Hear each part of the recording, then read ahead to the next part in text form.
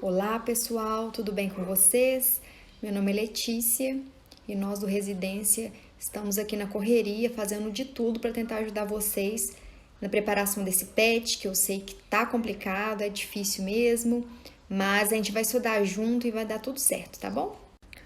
Então hoje a gente vai continuar estudando os mistérios da biologia celular, que é o tema principal desse PET, beleza? Então nós já sabemos que os seres vivos são feitos de células, né?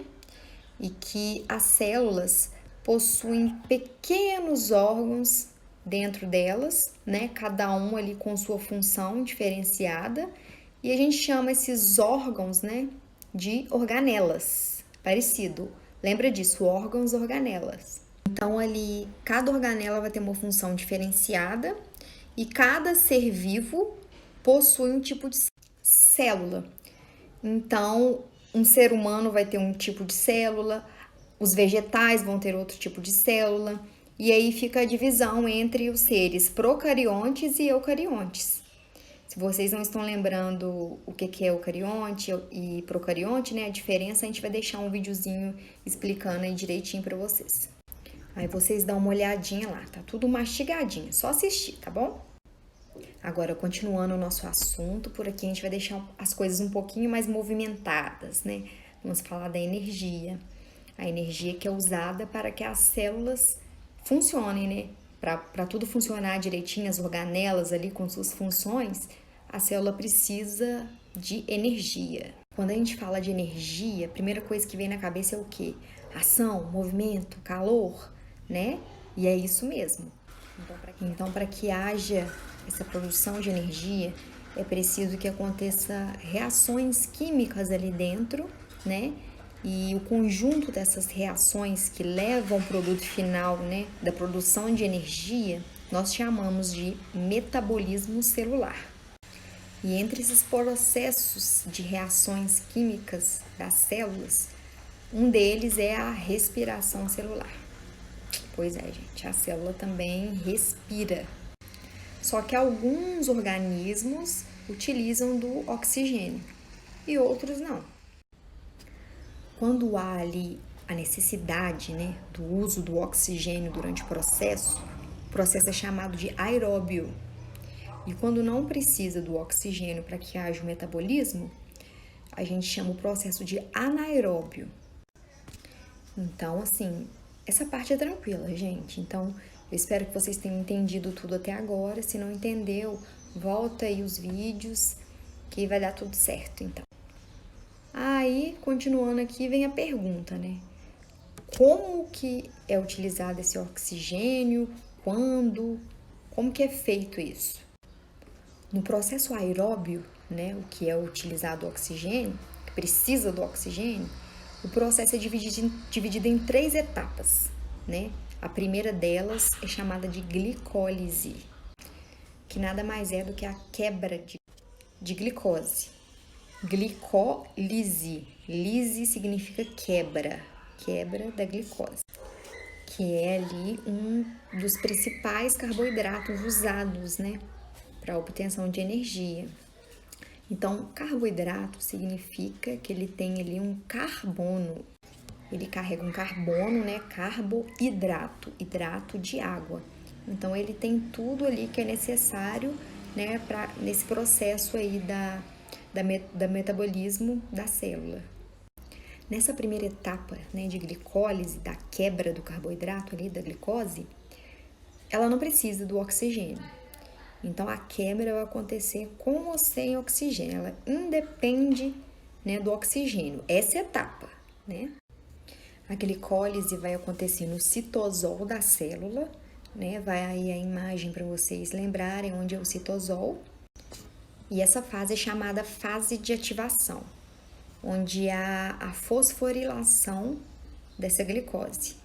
Isso significa que a glicose ganhou um amigo ali para andar junto com ela, né, que vai ser o fosfato, e ele vai fazer com que há essa ativação, né, vai ativar. Aí ela vai ficar ativada, agitada, né, prontinha para a próxima etapa. Daí ela vai para a próxima fase, que é a oxidação da glicose. né, a molécula vai perder 4 elétrons, né, que são aquelas cargas negativas que ficam lá junto. Aí, perdendo esses elétrons, ele vai gerar 4 moléculas de ATP. Vocês vão ouvir muito esse nome aí, ATP. Vocês vão ver que ele é a estrelinha do processo todo. Ele está presente em todo o processo porque é ele que carrega a energia toda, né, que vai render ali no processo da célula. Então, em resumo, assim, até agora, a molécula de glicose vai ter que passar pela fosforilação e depois pela oxidação para, no fim, gerar um produto que se chama piruvato. E aí vamos para a segunda etapa, que se chama ciclo de Krebs, né? Que é onde vai começar ali, onde a gente vai usar o oxigênio, né? Que vai ser necessário nessa etapa. Apesar do oxigênio ser ainda pouco utilizado, se não tiver o oxigênio, o ciclo de Krebs ele não acontece. 2-FADH2 e 2 ATPs. Ao ATP aí de novo, te falei que toda hora ele aparece. E essa aí é a equação química do ciclo de Krebs, né? E vai se repetindo, gerando ali o produto necessário para que as células funcionem, né? Energia para a célula, o ATP. Mas e aí? Eu tinha falado que eram 3 etapas, não é mesmo? Pois é, aí vem a terceira etapa da respiração aeróbia, né? Que usa mesmo o oxigênio. A última etapa é chamada de cadeia respiratória. Talvez vocês encontrem por aí escrito fosforilação oxidativa, mas pode falar cadeia respiratória. Aí o que acontece? Todos os produtos do ciclo de Krebs anterior, né, NADH, aquilo tudo vai sofrer fosforilação, onde ele gentilmente o NADH e o FADH2 vão doar os seus elétrons, né, suas cargas negativas, para o processo continuar, né? A nossa terceira etapa aí, cadeia respiratória. Aí o que acontece é que esses elétrons eles vão perdendo a força, mas eles se juntando ali junto ao oxigênio, eles conseguem formar uma molécula de H2O, água, né? Então, logo após esse processo todo, essa geração toda de produtos, no fim, eles ainda conseguem gerar mais ATP. Depois que forma a molécula da água, ainda forma mais ATP. No início eram 2 moléculas, no final, o processo final vai ser 26, em torno de 26 moléculas de ATP. E isso tudo além da água, né, que eles produziram ali e gás carbônico. Então, no final, eles vão ter gerado muitos produtos ali que vão ser utilizados, né, para gerar essa energia, para manter as células em funcionamento. Aí, no caso, nós humanos, alguns animais, vegetais e algumas bactérias usam esse processo, o aeróbio, né? Vão ter outros organismos que não vão precisar fazer isso tudo. Mas aí você deve ficar pensando, né? Tá, mas como que a célula vai respirar se ela precisou desse oxigênio aí de fora para fazer isso tudo, né? Aí, nesse caso, vai entrar a fase anaeróbia, né? De todo o processo. Esse tipo de respiração é chamado de fermentação. O processo de fermentação ele é utilizado por bactérias e fungos. Aí na fermentação vai ter só aquela etapa da glicólise, da quebra, né, da glicose. Lembra que era a fase que é praticamente a única que não precisa do oxigênio? Né? Na segunda ali usa um pouquinho só, né, para o transporte do piruvato. E na terceira etapa usa bastante, mas na primeira de glicólise não usa. Então, nesse caso, a fermentação vai ter só a glicólise mesmo.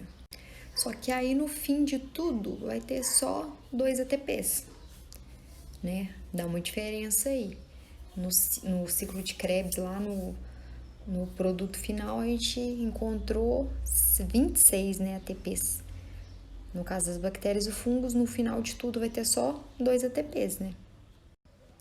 Então, assim, eles são usados até na indústria alimentícia, aquele Yakult que a gente toma. é produto de fermentação de bactérias, né, dos lactobacilos. Existem fungos também, levedo, que fermenta a cerveja, né, que faz ter o álcool da cerveja, produto da fermentação desses fungos. Até alguns biocombustíveis também ali usados no carro, né?